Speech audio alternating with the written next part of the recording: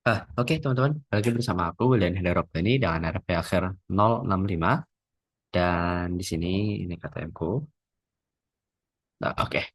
Nah, teman-teman, di sini di video yang ke part 9 kalau nggak salah ya, kita akan membahas tentang gimana sih batuan metamorf itu berfoliasi dan juga non foliasi gitu ya. Nah, yang pertama kita bahas yang foliasi dulu. Nah, memang batuan metamorf itu bisa menjadi berfoliasi ataupun ada penjajaran mineralnya gitu ya. Karena memang ada tekanan yang searah ataupun ada diferensial stress gitu. Sehingga batuan ataupun batuan induk yang menujam ataupun yang ditekan oleh mantel ini, ditekan oleh gaya tektonik ini, maka mineral-mineralnya itu akan tegak lurus dengan arah dari gaya tektonik ini. Contoh, contohnya ini eh, zona subduksi. Ini mineralnya seperti ini ya, pipih gitu ya. Ada zona subduksi, set masuk. Ini kan gaya tektonik, ya. Dia menekan ke bawah. Terus akhirnya dia arah mineral itu tegak lurus. Jadi seperti ini. Teman seperti ini nanti. Harusnya lurus gini, tapi ada gaya yang terarah, tektoniknya satu arah gitulah. Maka nanti dia seperti ini. Nah, ini yang mineral, maka mineral dia tegak lurus kan terhadap gaya tektonik ya. Gitu. Makanya akhirnya terbuatlah ataupun eh, metamorphism yang batuannya itu bervariasi ataupun ada penjajaran gitulah. Ada penjajaran kristal di situ. Yang dimana memang penjajaran kristal ini memang kalau diartikan adalah kristalnya ini dipaksa untuk tumbuh secara tegak lurus terhadap arah gaya tekannya gitu. Seperti itu.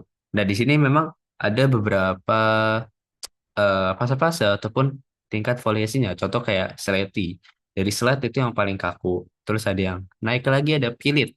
Terus ada naik lagi ada skis. Dan yang paling keras ataupun yang paling tinggi itu ada gines gitu. Istilahnya penjajarannya itu gelap terang gelap terang. Kayak begitu teman-teman.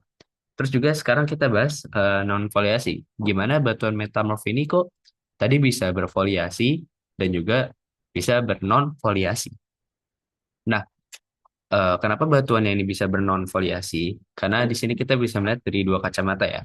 Entah dari itu kacamata yang pertama itu karena komposisi batuan ataupun komposisi mineralnya. Yang kedua memang lingkungan tektoniknya gitu ya.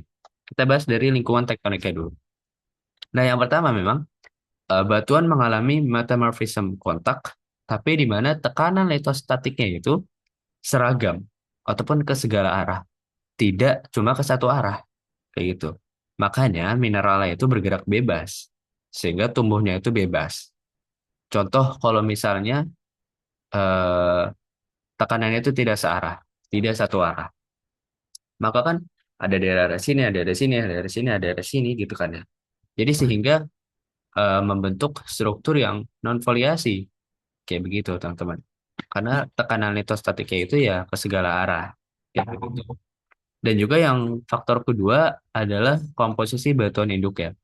Memang beberapa mineral yang bentuknya itu mineral ekuan ataupun bulat, itu dia kan bukan pipih, sehingga nggak bisa menyebabkan batuannya itu berfoliasi.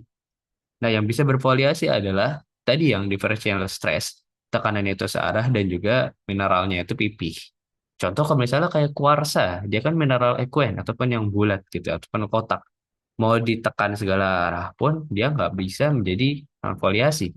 Karena memang mineralnya ini dia ya kotak.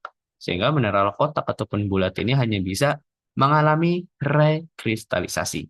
Menjadi mineral yang istilahnya jadi lebih besar aja tanpa adanya foliasi. Kayak begitu, teman-teman.